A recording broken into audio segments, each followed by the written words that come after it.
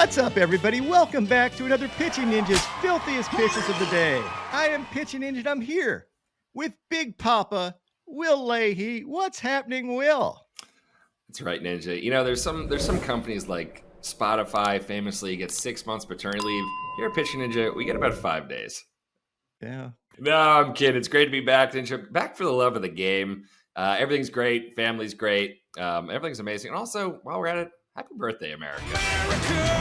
Fuck yeah! 4th of July. Let's go. What are you doing for the 4th of July? I'll be cleaning up baby crap and nursing. Maybe some ribs, a couple beers, and some ball games, but mostly baby crap. Dude, an idea. Take a dirty diaper, wrap it around an M80, and just blow it up. I thought you were going to have me consume it for some reason, but blowing it up, not a bad idea, Ninja. We're going to start with our whip around the league. Brian Bayo was really good yesterday with 7 strikeouts and 6 2/3 innings, giving up 1 run as the Red Sox beat the Marlins 7-2. We saved that just for Will. That's right. They're firmly in the wild card right now, too. So things are looking great for the Sox. I never would have thought it, to be honest. Never. Same. He had this 98-mile-an-hour sinker, his slider, these changeups, and picked up a sword. And he threw a 4-seamer yesterday several times, which is the first time all season he's done it. And I think it made him a little more aggressive in this game. He said mentally he was attacking hitters more, and you can kind of see it in the results. He faced Trevor Rogers, who had 6 Ks in 3 innings, giving up 2 runs, and had these sinkers and sliders. The Trap King, Eric Fetty, 1738, yeah, had 3 Ks in 6 innings, giving up 1 run. He had this cutter and sweeper for a sword as the White Sox dominated the Guardians, winning 8-2. What is this world coming to? Gavin Williams was back for the Guardians. Not great. He gave up 5 runs. He's back from the IL. He did have this 97-mile-an-hour fastball. Jared Jones was solid yesterday with 5 Ks in 5 innings, giving up 1 run. He had this 99-mile-an-hour heater, this 90-mile-an-hour slider, and this slider in the dirt as the Pirates shot down the Cardinals 5-4. He faced Miles Michaelis, who had 4 Ks in 6 innings, giving up 2 runs, and these sliders, including this painted slider. Christian Scott had 2 Ks in 5 innings, giving up 4 runs, and had this painted fastball. He faced Mitchell Parker. Wasn't that great. He had 5 Ks in 6 innings, giving up 5 runs, and had this curveball and splitter. Who won that game? Unfortunately, the Mets lost 5-7, Ninja. Andrew Abbott had 2 Ks in 6 1/3 innings, giving up 1 run, and had this sweeper as the Reds beat the Yankees 3-2. He faced Carlos Rodon, who was fairly good yesterday with 8 strikeouts in 5 1/3 innings, giving up 3 runs on 3 hits. 2 of them were home runs, so they don't count. He had this fastball, the slider off the plate, this changeup for a sword, and this curveball. You say Kikuchi, I say Kikuchi.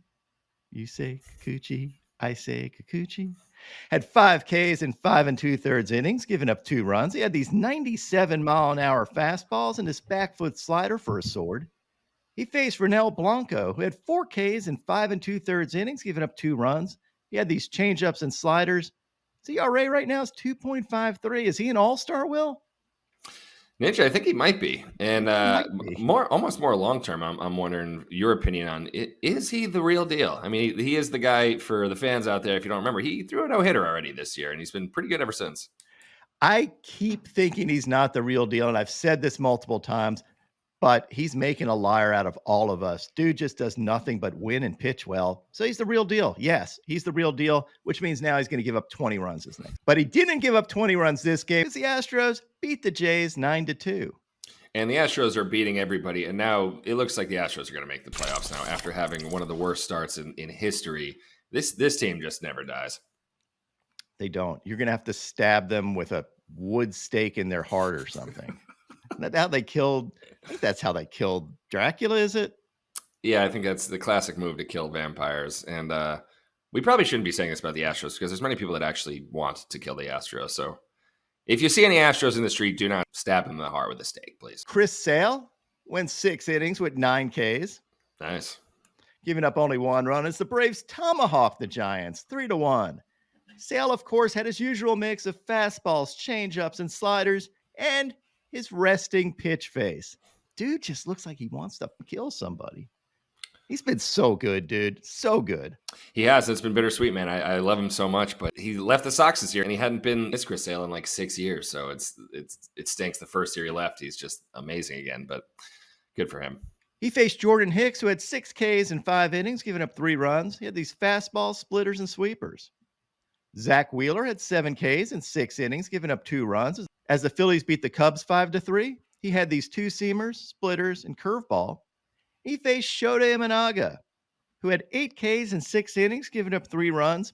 Kind of back to Mike Imanaga II here. I like it. He had these fastballs, splitters, including this Expelliarmus splitter that sent the bat way up on the netting. He's got incredible magic here. Expelliarmus! He also had these sweepers. He looked really good, but gave up 2 home runs. And again, the Phillies beat the Cubs 5-3. The Padres beat the Rangers 6-4. Adam Major faced John Gray, and honestly, both of them were eh.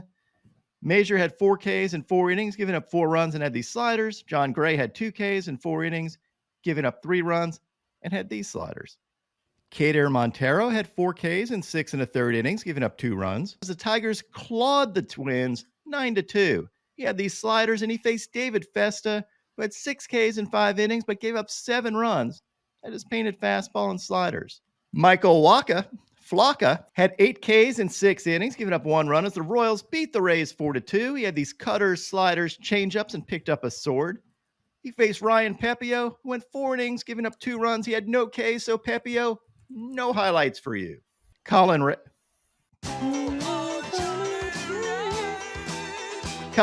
had 4 Ks in 7 scoreless innings. He had these fastballs and sweepers and picked up a sword as the Brewers shut out the Rockies at Coors Field 3-0. That should count as negative runs on his ERA. Certainly. He faced Dakota Hudson, who had 4 Ks in 4 2/3 innings, giving up 3 runs and had this curveball.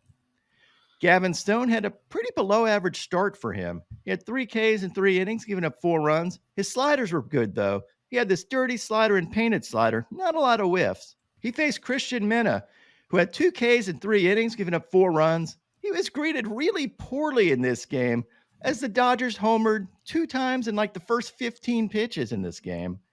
But he kind of settled down, had this fastball and curveball, and the D-backs won the game despite that shaky start. 12-4. Dean Kremer had 8 Ks in 5 scoreless innings, giving up 2 hits as the Orioles flew past the Mariners 4-1. He had this cutter and splitter, and he had 7 swings and misses on his splitter this game. He faced Logan Gilbert, who was kind of yesterday.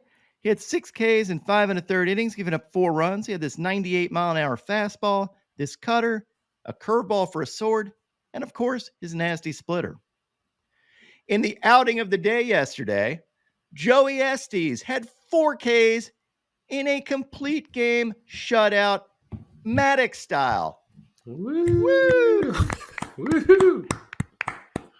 This was the first complete game for an A's pitcher since Sean Manaea in 2021, and the first Maddox for an A's pitcher since Kendall Graveman in 2016. He had these fastballs, sweepers, and sliders, and had some great defense behind him too. And got absolutely fired up on the last pitch of the game, which was a K. I love it. You go, Joey Estes. The A's ended up blanking the Angels 5-0. Joey Estes, you are my hero. Now into my filthiest relievers. Jose Alvarado had this wicked cutter. Sean Jelly had these filthy knuckle curves. Clay Holmes K'd the side with his sinker, slider, and sweeper. Orion Kirkering had his fastball and sweeper. And Yuki Matsui had these sliders and heater. My top 5 filthiest pitches of the day yesterday. At number 5, Chris Sale and his resting pitch face and angry pitches. At number 4, let's go Dean Kremer and his splitter. At number 3, Aroldis Chapman and these angry fastballs. It's 102 and 103. Man, Chapman still has it. Ninja, that 103 up and inside was one of the scariest strikes of all time. And number 2, Joey Estes at his Maddox. Abso-freaking-lutely. He could have been number 1. But at number 1, I'm going to give it to Craig Kimbrel and this wicked sweeper, they called it in StatCast. I do not know officially if Craig Kimbrel is throwing a sweeper. It was listed as a sweeper. It kind of looks like a sweeper to me. I need to get some clarification on this because if he's throwing a sweeper and a knuckle curve, that is news to me. But he might be. He also had these heaters, and he is now 4th all-time in career saves behind. Do you know them, Will? This is a quiz, pop quiz. Number 1, you do All know. right, Mariano. Yep. Number 2. Um, Hells Hoffman. bells. Yep. Number 3. Number 3 is tougher. Pitch for a number of teams. Big dude. Eckersley, Chapman. Is Lee Smith. Okay, yeah, I was going to get that. Yeah. All 3 of the guys ahead of him are Hall of Famers. Is Craig Kimbrel a Hall of Famer? Leave me your thoughts in the comments, but my answer is yes. I think Craig Kimbrel is a Hall of Famer. I got him there. And I think also historically relievers kind of always got the shaft, but now relievers are more important than they ever have been. And he's got some hardware too with, World Series and all. Like, not only did he rack up all these all these saves, but he's done it in, when you need him the most. Yeah. I mean, I definitely, I'm with you in this. And now my pitching ninja moment of Zen. Just don't mess with Jim Wolf. Not only will he not take your crap, but he uses every opportunity to show up his massive guns.